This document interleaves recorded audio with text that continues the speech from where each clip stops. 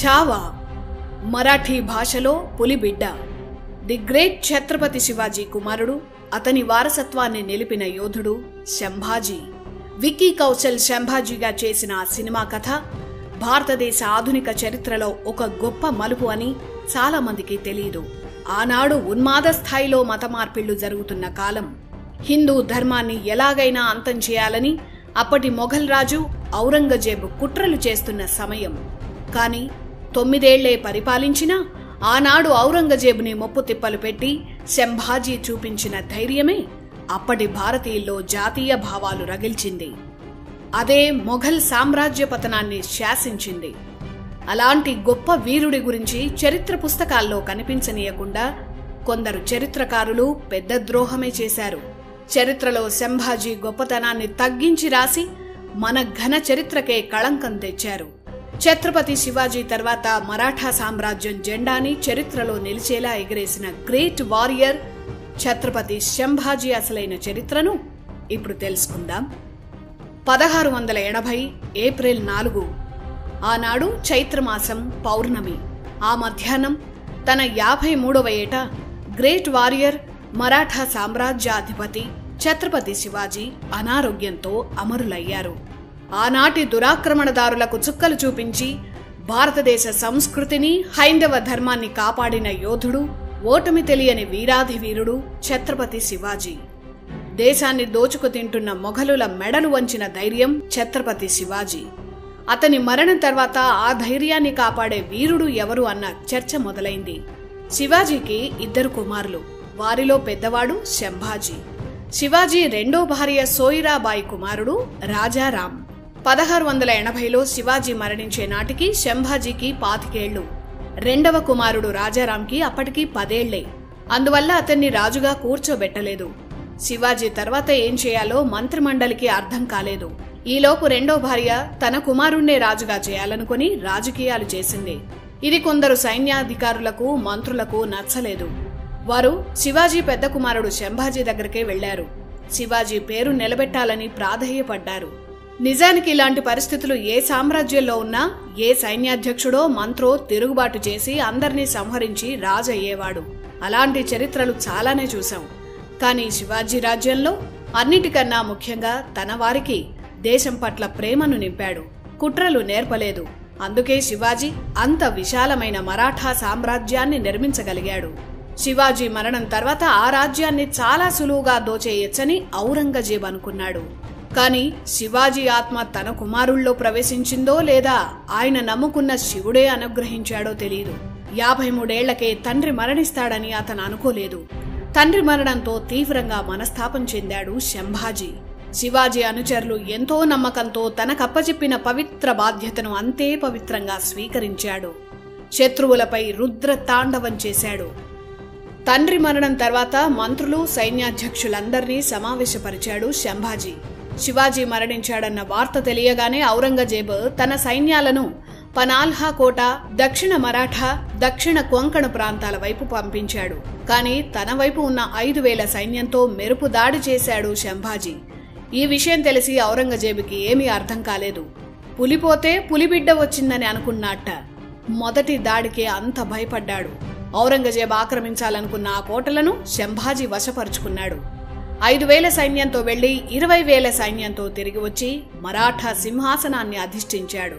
ఛత్రపతి శివాజీ తర్వాత ఛత్రపతి శంభాజీ తండ్రి పేరు నిలబెట్టాడు. అయితే శంభాజీ సవతి తల్లి అయిన సోయిరాబాయి తన కుమారుడైన రాజారాంని రాజును చేద్దామనుకుంది. కాని శంభాజీ చక్రవర్తి అయ్యాడు. సోయిరాబాయిని కన్న తల్లి కన్నా ఎక్కువగా చూశాడు శంభాజీ. తన కుమారుణ్ణే ఎలాగైనా రాజును చేయాలన్న స్వార్థంతో శంభాజీకి సోయిరాబాయి విషం పెట్టింది. ఆ కుట్ర నుంచి శంభాజీ తప్పించుకున్నాడు. అయినా శంభాజీ ఆమెను క్షమించాడు. అప్పుడు పశ్చాత్తాపంతో ఆమె ఆత్మహత్య చేసుకుంది. ఆ తర్వాత ఆమె కుమారుడు, సవతి సోదరుడు అయిన రాజారాంని శంభాజీ చాలా ప్రేమతో చూశాడు. ఎంతలా అంటే శంభాజీ తర్వాత అతని ఛత్రపతి అయ్యాడు. మరాఠా చరిత్రలోనే కాదు, భారత ఆధునిక చరిత్రలోనే Sambhaji time great mile stone. ఎందుకంటే శివాజీ భారతీయ ఆత్మను కాపాడాడు. శంభాజీ తన త్యాగాలతో ప్రతి గడపలోనూ జాతీయ భావాలను నిద్రలేపాడు.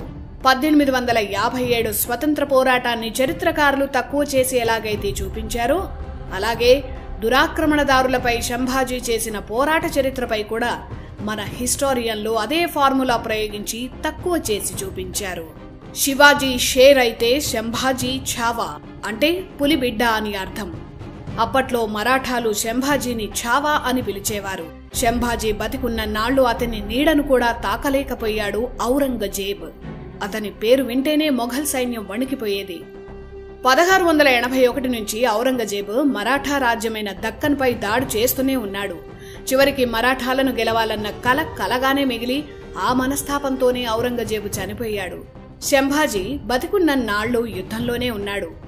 ఔరంగజేబ్తో యుద్ధమే 4 ఏళ్లు జరిగింది. అన్నాళ్లు యుద్ధం చేసినా ఔరంగజేబ్ సంభాజీ నీడను కూడా తాకలేకపోయాడు. ఇటు బీజాపూర్ అటు గోల్కొండ అప్పటికి మరాఠా సామ్రాజ్యంతో పాటు విస్తరిస్తున్నాయి. ఆ రాజ్యాలను ఆక్రమిస్తే మధ్యలో ఉన్న మరాఠా రాజ్యానికి చెక్ పెట్టినట్లవుతుందని ఔరంగజేబ్ అనుకున్నాడు. ఆ 2 రాజ్యాలను ఆక్రమించాడు. అయితే ఆ 2 రాజ్యాల సైనికుల్లో చాలా మంది ఔరంగజేబు దగ్గర పనిచేయడం ఇష్టం లేక సంభాజీ సైన్యంలో చేరిపోయారు. అలా మరాఠా సైన్యం రెట్టింపైంది. ఇది ఊహించని ఔరంగజేబుకి ఏం చేయాలో అర్థం కాలేదు.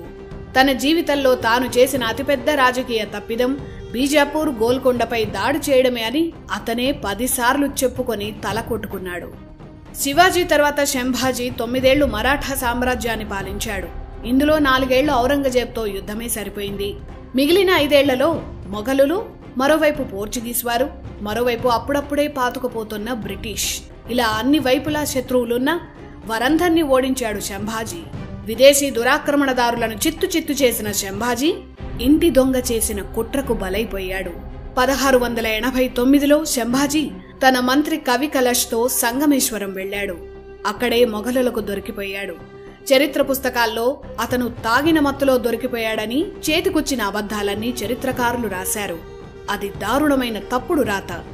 సంభాజీకి బావ అయ్యే గజోజీ అనే బంధువు చేసిన కుట్ర వల్ల సంభాజీ దొరికిపోయాడు. సంభాజీ సంగమేశ్వరం వెళుతున్నాడన్న సమాచారం మొఘలులకు అందించాడు ఆ ద్రోహి. అలా మొఘల్ సర్దార్ ముకరాబ్ ఖాన్ కుట్ర చేసి వెన్నుపోటు పొడిచి సంభాజీని దొంగ దెబ్బతీశాడు. 9 ఏళ్ల పాటు 5 లక్షల మంది సైనిక బలం ఉన్న ఔరంగజేబు సంభాజీ నీడను కూడా తాకలేకపోయాడు. కానీ ఒక నమ్మక ద్రోహి చేసిన కుట్ర వల్ల ఛత్రపతి సంభాజీ దొరికిపోయాడు. సంభాజీకి మొఘలులు చేసిన అవమానం, హింస తెలుసుకుంటే రక్తం మరుగుతుంది. మొఘలులు ఎంత మతోన్మాదులో, ఔరంగజేబు ఎంత దుర్మార్గుడో అర్థమవుతుంది. ఈ హింస గురించి ఆనాటి చరిత్రకారులే రాశారు. సంభాజీ దొరికిపోయాక ఒంటెలకు కట్టి అతన్ని ఈడ్చుకెళ్లారు. ఆ అవమానాన్ని దగ్గరుండి జరిపించేందుకు ఔరంగజేబు బహదూర్గఢ్కి వెళ్లాడు. ద్రోహం చేసి పట్టుకున్న సంభాజీపై తన ప్రతాపం చూపించాడు. తన కోటలన్నీ అప్పగించి మతం మారితే క్షమిస్తానని సంభాజీని హింసించాడు. 40 రోజుల పాటు జైల్లో పెట్టి ప్రతిరోజు చిత్రహింసలు పెట్టారు. ప్రాణం పోయినా తన ధర్మాన్ని వీడేదే లేదని, ఏం చేసుకుంటావో చేసుకో అని ఔరంగజేబ్కి సవాలు విసిరిన అసలు సిసలైన భారతీయ వీరుడు సంభాజీ. అతని తోలు మొత్తం రోజురోజు కొంచెం కొంచెంగా వలిచేసేవారు.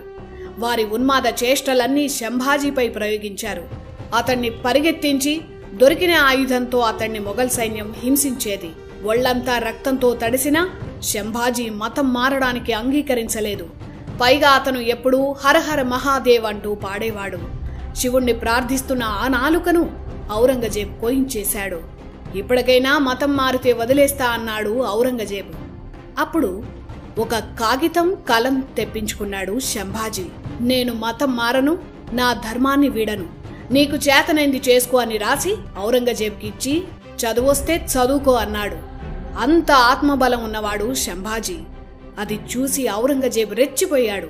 ఆ రాత్రి సంభాజీ కళ్ళు పీకేశారు. 1689 మార్చి 11న సంభాజీ శరీర భాగాలను ఒక్కొక్కటిగా నరికి క్రూరంగా చంపారు. అతని తలను వేరు చేసి తమ శత్రు రాజ్యాల్లో ప్రదర్శించారు. కానీ అదే మొఘలుల పాలనకు అంతిమ ఘట్టమవుతుందని ఆనాడు ఔరంగజేబు ఊహించలేకపోయాడు. ఛత్రపతి శివాజీ తన వీరత్వంతో, ధర్మంతో ప్రజలను కలిపాడు. ఛత్రపతి సంభాజీ తన ధర్మం కోసం చేసిన అనితర సాధ్యమైన త్యాగం మరాఠా సామ్రాజ్యాన్ని కదిలించింది. కళ్ళు పీకినా, శరీరాన్ని ముక్కలు ముక్కలు చేసినా ధర్మం వీడని శంభాజీ ఆత్మబలమే ఆదర్శంగా మరాఠాలు కదిలారు. ఆ ఆత్మబలమే మొఘలుల పాలనకు గోరీ కట్టింది. ఔరంగజేబు తర్వాత మొఘలు పాలన నామమాత్రంగా మిగిలింది. ఇలాంటి యోధుడి గురించి చరిత్ర పుస్తకాల్లో లేకపోవడం మన దౌర్భాగ్యం. శంభాజీ మరణం తర్వాత మరాఠా రాజ్యంలో ప్రతి పౌరుడి రక్తం ఉడికింది. అందరూ పోరాటానికి సిద్ధమయ్యారు. ఛత్రపతి శివాజీ తర్వాత మొఘల్ సామ్రాజ్యం నుంచి మరాఠా రాజ్యాన్ని, భారతీయ సంస్కృతిని, స్వధర్మాన్ని కాపాడిన యోధుడు ఛత్రపతి శంభాజీ. దేశం కోసం శంభాజీ చూపిన ధైర్యం, చేసిన త్యాగం, ఇవే కదా రేపటి తరం తెలుసుకోవాల్సిన అసలు చరిత్ర.